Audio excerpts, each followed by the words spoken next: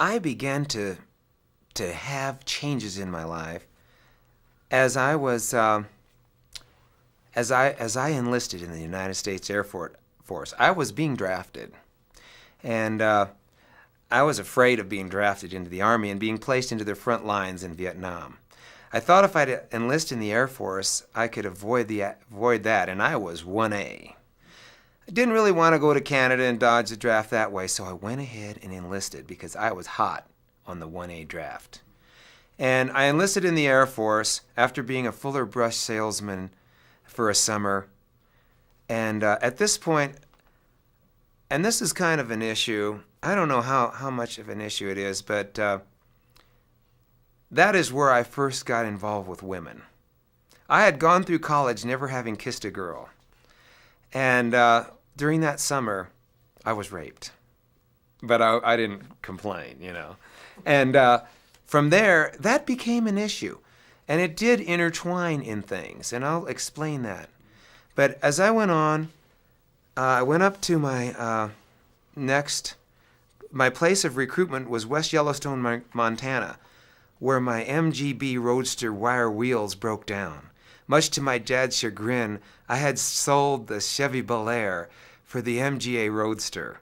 And it was a piece of junk, and it finally broke down, and I had nothing left.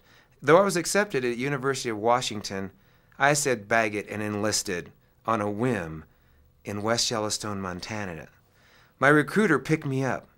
He was, interestingly, my first gay that I ran into. Later, I was going to find out that I was real attractive to gay people, and I was propositioned a lot by gays. I wished I was by women, but never was.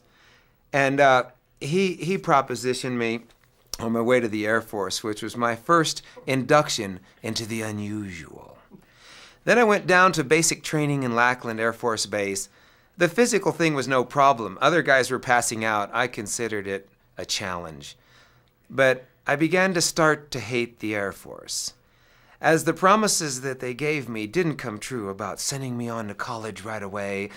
As I had high marks in language aptitude, they made me a telephone operator. Things started to go downhill, but they did tell me, your assignment is Homestead Air Force Base right outside of Miami. I thought, well, that's not bad. And I was shipped down to Homestead Air Force Base in the Air Force.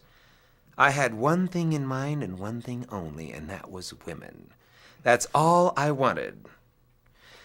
And that's all I searched for, diligently. But eventually, that became a hollow scene. I finally met a nice girl, and she dropped me eventually, after I'd dropped her 3 times. And it was then that I became truly suicidal. Nothing to live for. I didn't want to be a hippie. I didn't like the long hairs. I got sick of sex. I got sick of the Air Force and their lies that they were going to send me on to college, which I didn't really want anyway. And at that time, I wasn't into the racial movement. I wasn't into any movement. I was frozen. So I took some deadly poison, put it on my nose, and said, goodbye, cruel world, and nothing happened. Took a fudge sickle and froze my wrists and said, I've had it, and gropingly slashed away with a razor blade. I didn't want the pain, but I wanted out. And it wasn't a deep enough cut. I seriously looked for some reds. At that time, I knew that they were sleeping pills, and I couldn't find any, or I could have been gone today. And finally, on leave, this friend of mine who first turned me on to pot said, hey, you want to try this LSD? A couple of the guys in the barracks had tried it and said, hey, it's wild. But I was still straight as a string and said, no thanks. I took a hit of Osley White Lightning acid. He took me up into the hills outside Denver, Colorado, as I was on leave from the Air Force. And I became an instant hippie. Instantly, because of that acid. I began to look at straight people with their high heels eating white flour hamburgers at a McDonald's hamburgers, over 1 million sold, and saying, no thanks, baby. I fell in love with nature, and I looked at the rocks. I could sit there looking at weeds that were normally an item of horror to my parents, and trip on the intricate structures of ragweed and thistle plant. And I began to become a discerning acid head. I only took it every 3 days, mind you, so that I could clean up properly and all. And then again, I started liking pot more, hash, the whole thing. But the real issue was when I went to San Francisco on leave in 1968 in the summertime. And I'm sorry, it was 1967 in the summer. It was the love that bought me into the hippie movement. True, I liked the acid. I didn't want the straight world all of a sudden. And all of a sudden, I looked at people's hair on their face and thought it was good looking. The raggeder, the better. It started to look good to me. People that had crew cuts look weird now. Their ears stuck out. And different things like that. The drug had an incredible, life-changing force to me. But I was so suicidal, what did I have to lose? And now I was being loved on at least some level.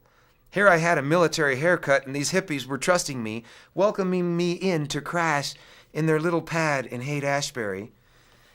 And I wanted to stay there, but my order said depart to Cape Lisburne, Alaska, 750 miles north of the Arctic Circle.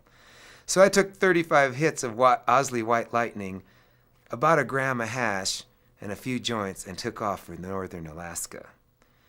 But the problem was, they found my acid taped underneath the side horse in the gymnasium.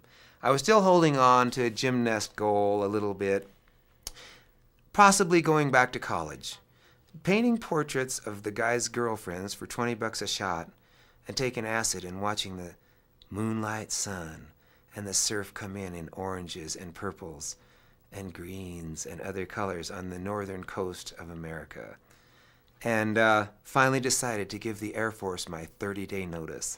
I had to be honorable. I didn't play gay. I didn't go AWOL. But I said, I am quitting in 30 days. I was out of acid. I was out of hash. And I was out of there.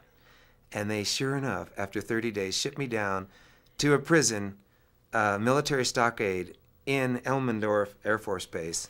Or wait a minute. Yeah, Elmendorf Air Force Base, I guess it was. In Fairbanks, Alaska, where I did 5 months out of 6. But they didn't take away all my pay. They failed to take my pay in a judiciary mistake. I had a bad conduct discharge, but I flew back down to San Francisco and rented a flat and started my first of 10 hippie communes. There was a level of love in the hippie movement that was really true. There was a camaraderie. It's what I call a filial love. It's not a deeper agape love, the kind of love that says, I'll die for you. But it was a valid love. And there was a family feeling. And you were in this commune, that commune, and then the greater hip movement. And let me tell you, I was a hippy-dippy flower child tripper. And I learned how to play conga drums in Golden Gate Park. And I learned how to climb the trees with strangers and enter into a level of acceptance that I had never had. And I'll never forget at a big be-in where Big Brother and the Holding Company and Janis Joplin were singing, "'Cause you got yours and I got mine," and we were saying, yeah, that world's no good and our world is good. And I would look across at the be-in and see people from the same commune that had come to greet each other warmly hug one another in a huge hug. And I said, hey man, I've arrived. This is the thing for me. I've got a family now. And I did. I had people that followed me down to the police station as they were busting me and try to get me from being busted. And they in turn were busted with me. And I had a level of love there. I was Big Daddy at the commune. You know, I had rented the apartment and we went ahead and sold drugs and stuff. But there was things that started to cloud the love, and it was the spades. You asked me earlier what my attitude was on spades. This didn't help it, because I learned to say, hey, the spades are cool. Hey, brother, you're cool. But the spades was ripping us off. They were taking our drugs. at gunpoint in some cases. The spades came in later on, what we call the spades, and they interrupted the flower child scene. And I didn't care about money. I wanted to trip. I wanted to love. I still wanted women. And I wanted an old lady by this time, not just any woman. I wanted an old lady. And I still wasn't that heavily into the cause, but my favorite song was, come on, people now, smile on your brother. Everybody get together, try to love one another right now. Yeah, let's all love one another. I like this kind of hippie songs. People get ready, there's a train a-coming, picking up passengers from coast to coast. But then, too, I identified as a hippie. I was a hippie. I wasn't ashamed of it. I was a flower child. And if you're going to San Francisco, wear a flower in your hair. I dug it. We put our thumb out heading one direction on the freeway, but there were some people across the street heading down to L.A. We were on our way to Vancouver, and they said, hey, come with us. We said, why not? And we go across the street and head down that way. You know, it was okay. If you had long hair, you were my friend. And I was prejudiced on straights. They were the enemy. They were going to try to arrest us and stop our free love scene. We didn't want to hurt anyone.